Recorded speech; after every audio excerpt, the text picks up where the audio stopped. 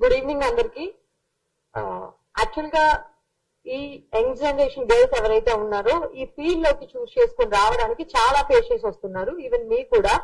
అయితే ఈ ఫీల్డ్ లోకి వచ్చే ముందు నేను నా ఫ్యామిలీ అందరికి కూడా ఒకటే చెప్తాను, నా రైట్స్ కోసం నేను ఫైట్ చేయడం కోసం ఈ ఫీల్డ్ మాత్రమే నేను చూస్ చేసుకోగలనని.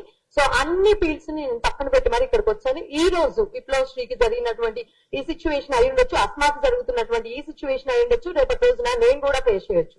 సో మీ అందరికీ నేను రిక్వెస్ట్ చేసేది ఒక్కటే, యంగ్ జనరేషన్ గా మేము ముందుకు వచ్చి మా ఈ ఫీల్డ్ లో మాకున్నటువంటి రైట్స్ కి మేము వర్క్ చేస్తూ ఫైట్ చేస్తూ ఉన్నప్పుడు మీ అందరి సపోర్ట్ మాకు కావాలి అని చెప్పేసి చాలా రిక్వెస్టింగ్ గా మీ అందరినీ రిక్వెస్ట్ చేస్తున్నాను. మీరు అందరూ చూస్తున్నారు ట్రోల్స్ ఏ విధంగా అవుతున్నాయో.